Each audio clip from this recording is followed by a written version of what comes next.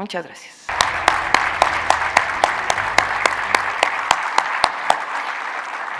Y bueno, pues ahora quisiera presentarles y saludar a Karen Flores, ¿no?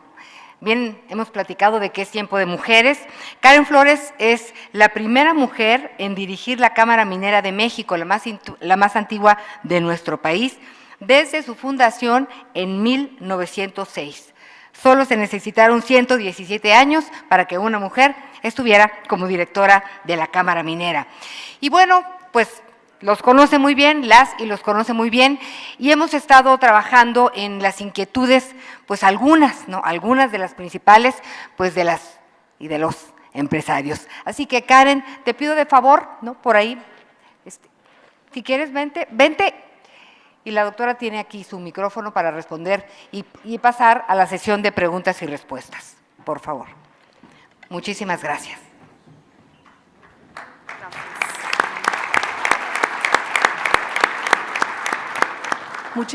Muchísimas gracias.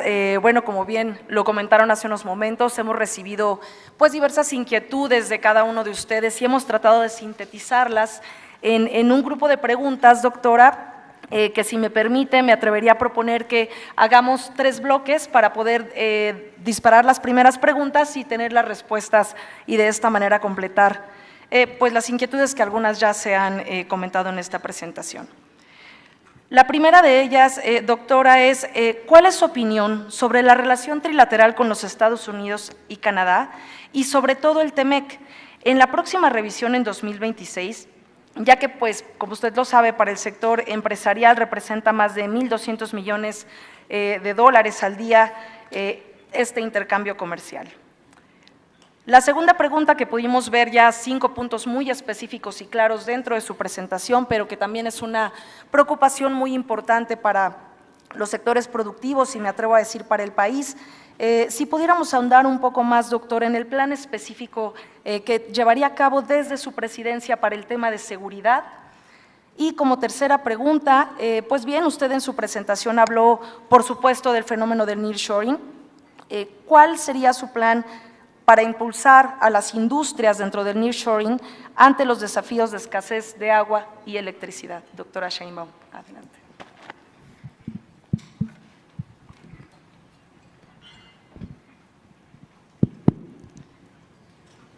Bueno, me voy a quedar sentada, si no, o me paro. No, está bien así. Bueno.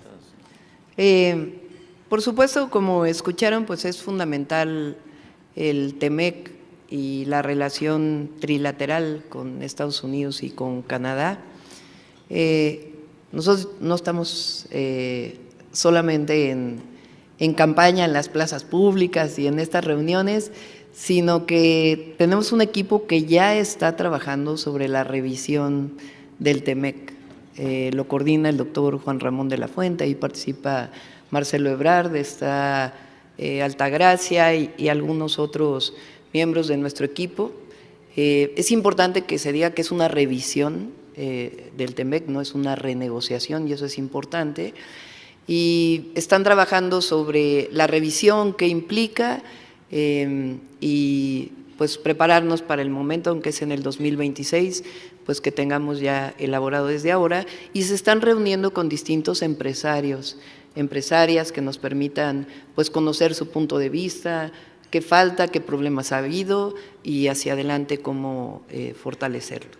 Entonces, pues evidentemente somos el principal socio comercial con Estados Unidos y la verdad es que independientemente de quién llegue a la presidencia de Estados Unidos, creemos que es factible ponerse de acuerdo y seguir potenciando la relación. Así que creo que con eso contestaríamos y quien tenga interés, pues aquí con Juan Ramón de la Fuente que puedan coordinarse. En el caso de seguridad, pues además de tener un gran equipo, la verdad,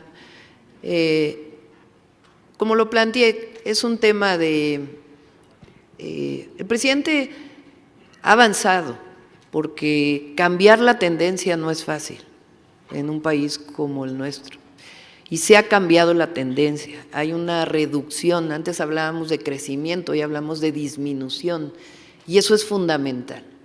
Y para acelerar esa disminución, hablamos, por supuesto, de atención a las causas y, como lo dije, fortalecimiento de la Guardia Nacional y además lo que tiene que ver con las fiscalías y el Poder Judicial, que es fundamental para poder avanzar en la cero impunidad en nuestro país. Creo que con lo que platicé hace un rato es suficiente, pero estamos trabajando con ello. La tecnología es muy importante. Aquí Marcelo Ebrard dejó en la ciudad 15,000 cámaras, nosotros lo llevamos a 75,000 cámaras, pero aunque haya 75,000 cámaras, si no se tiene la otra parte de que las pruebas que vienen en una cámara o la detención en flagrancia y la agilidad para detener a un delincuente no existe, pues entonces no se puede avanzar en la cero impunidad, y ese es nuestro objetivo. Y por otro lado, pues la relocalización, el nearshoring, creo que pues con la presentación lo hemos contestado.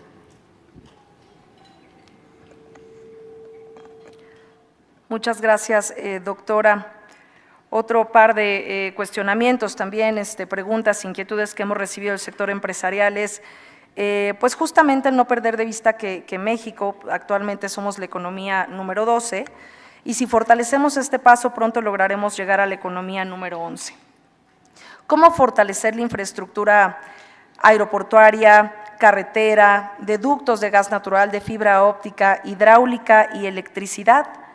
Y así también pues abordar un tema que sabemos es de gran interés para usted, doctora, y para todos, que es la energía sustentable.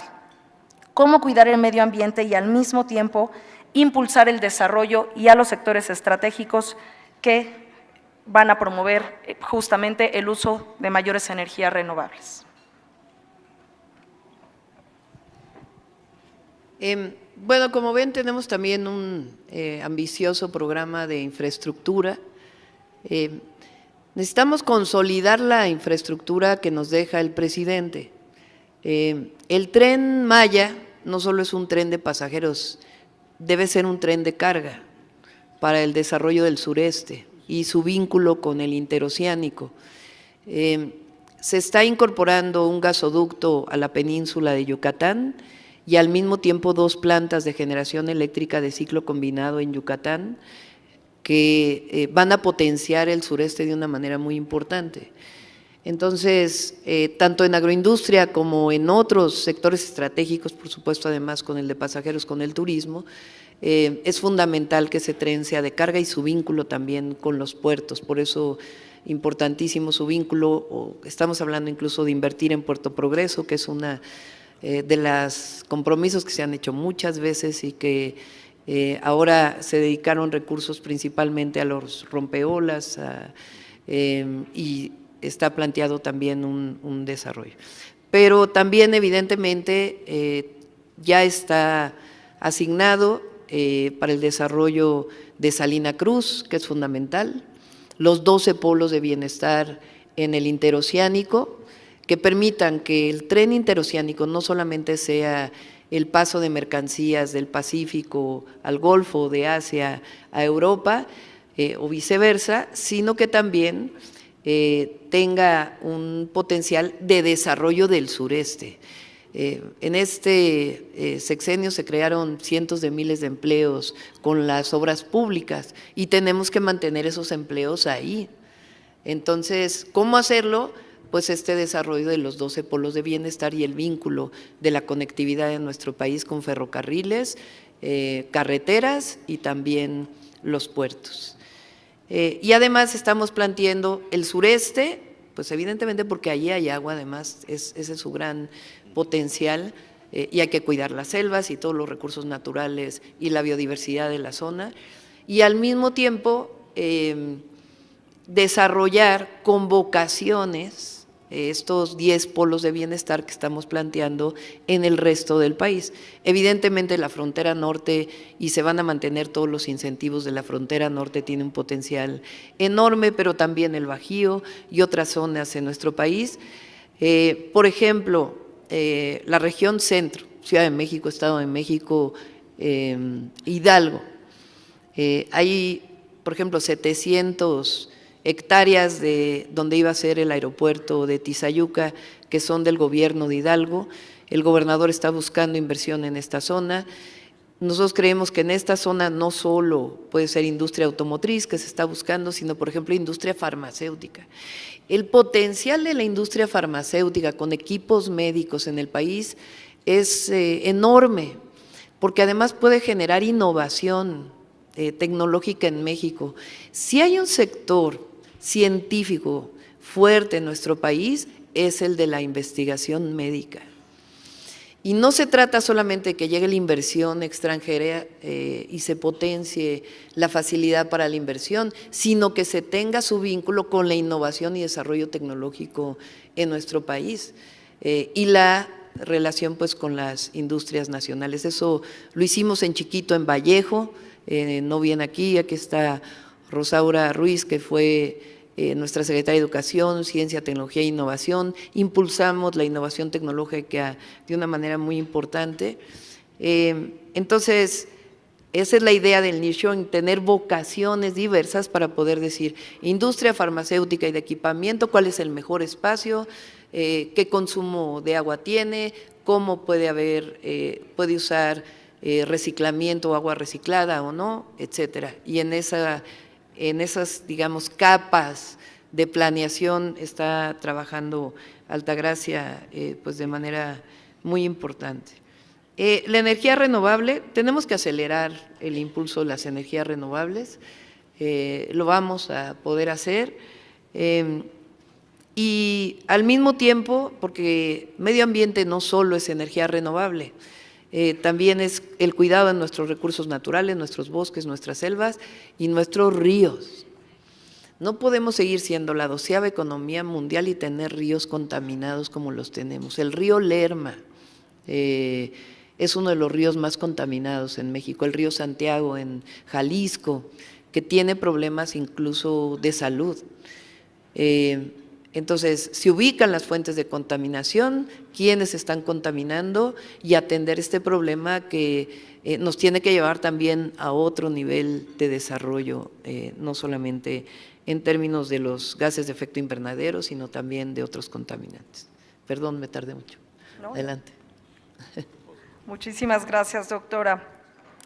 Veo un par de preguntas más, algunas ya relacionadas también con lo que expuso en su presentación, no obstante, si merece algún comentario para poder ahondar un poco más en el tema, específicamente hablando de la simplificación administrativa.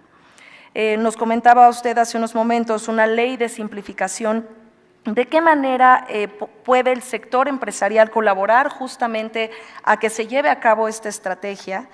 E igualmente cuando hablamos de innovación y específicamente en tecnologías en el área de electromovilidad, ¿de qué manera podemos colaborar para impulsar estos proyectos de gobierno? Sí, aunque en pequeño tenemos la experiencia de la ciudad, aquí pues hay muchos empresarias que trabajaron con nosotros, el propio Francisco Cervantes que trabajamos muchísimo, para el propio Antonio del Valle, que nos ayudó mucho después de la pandemia, porque si alguna entidad sufrió con la pandemia, la crisis económica, pues fue la Ciudad de México. Y terminando, bueno, cuando ya estábamos con la vacunación, en ese momento nuestra gran preocupación era cómo reactivábamos la economía de la ciudad.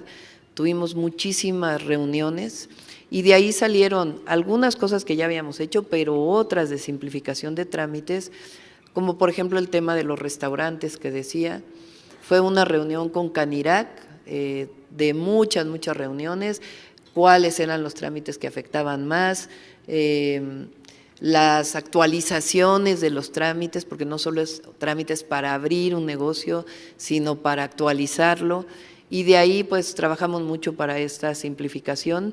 Si ustedes ven, ha habido un boom en la ciudad de restaurantes de todo tipo, desde pequeñas fondas hasta restaurantes gourmet que están en distintas zonas de la ciudad.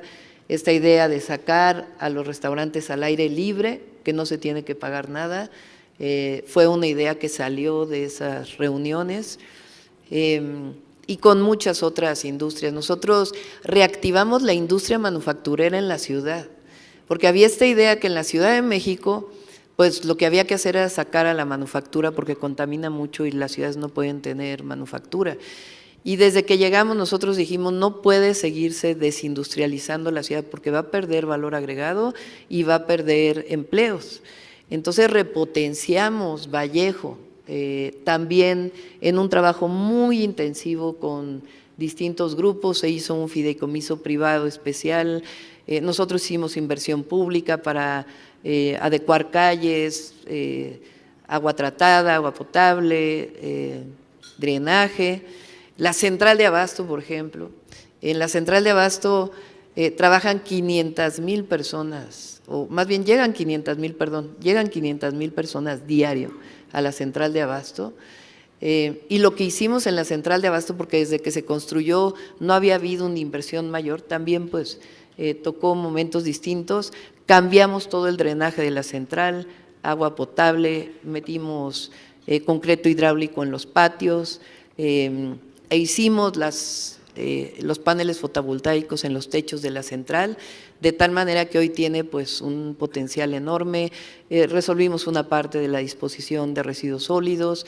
Les platico, por ejemplo, las 2 plantas de reciclamiento, ya no sé, ya me fui, perdón, las 2 plantas de reciclamiento de residuos sólidos en la ciudad son las más grandes de América Latina. Si tienen oportunidades, si les interesa, pues le pedimos ahora al actual jefe de gobierno, Martí Batres, que puedan hacer una visita. Es algo impresionante, llegan los camiones, depositan la basura anorgánica y los trabajadores y trabajadoras en zonas muy limpias separan parte de la basura y la otra está totalmente automatizada, y llegamos a un acuerdo con Cemex para que ellos se lleven toda el residuo, sobre todo de polietileno para la utilización en los hornos de clínker, y entonces no cuesta prácticamente nada la operación de las plantas, costó la inversión, que como debe ser, pues inversión pública, pero la operación es prácticamente gratuita porque se compensa esto. En fin, otros ejemplos que les podría dar, ya me perdí de la pregunta, pero son algunos ejemplos de los que ustedes pueden ver de simplificación. Un ejemplo más y con esto cierro. La industria fílmica, ustedes dirán, bueno, pues no tiene mucho que ver, generado cerca de 200,000 empleos al año temporales en la ciudad.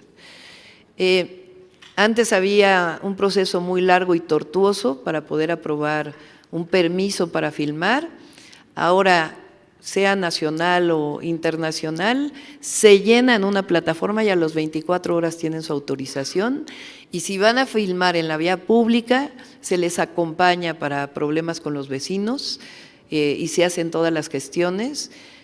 Recibimos varios premios porque la industria fílmica en la ciudad se volvió muy importante y además nos ayuda a potenciar el turismo en la ciudad, que también ha crecido de manera importante. Entonces, pues son algunas de las acciones que ustedes pueden ver con la simplificación de trámites.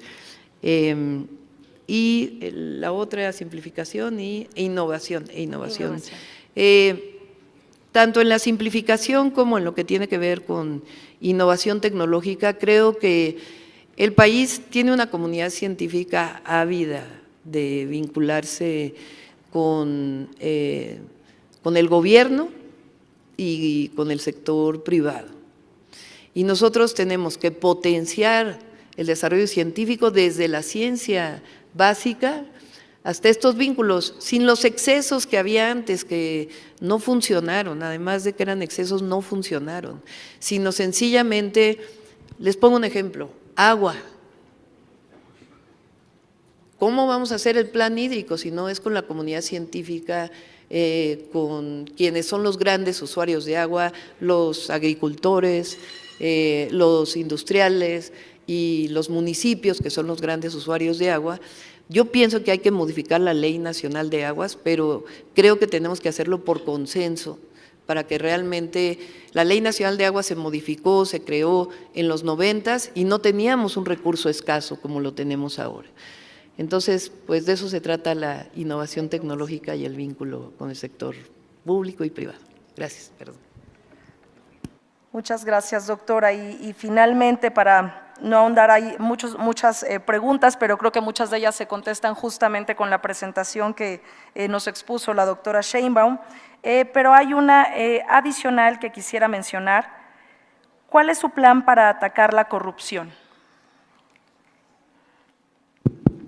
Bueno, hay una parte muy importante que ha hecho el presidente, la corrupción de más arriba. Y todavía queda camino por andar.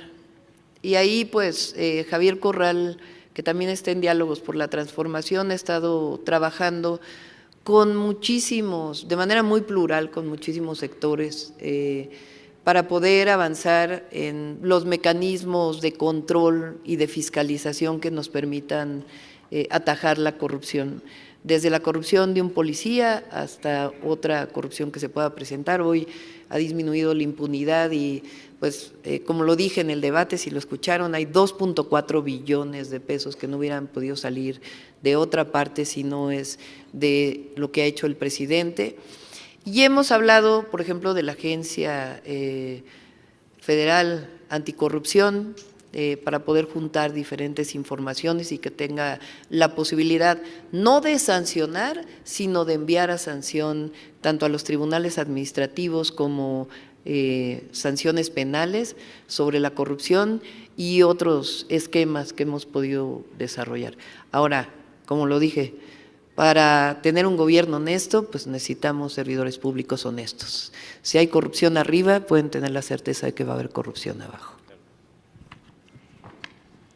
Muchísimas gracias, doctora. Con eso finalizaríamos esta sesión de preguntas. Si hay alguno que haya quedado pendiente, a favor de hacérmelo saber, pero hasta el momento creo que tenemos pues ahora sí que compiladas las inquietudes que muchos de ustedes nos manifestaron. Muchas gracias, doctora, por sus respuestas.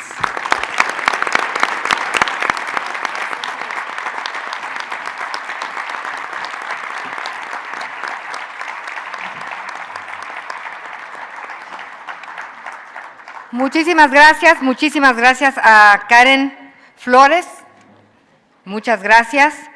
Y pues bueno, ahora sí que el consenso no es destino, es una constante en el diálogo y pues estamos construyendo, por supuesto, a través de este diálogo, la prosperidad compartida y el segundo piso de la Cuarta Transformación. Un aplauso muy fuerte a todos ustedes por acompañarnos durante todos estos meses a través de sus invitaciones. Muchísimas gracias.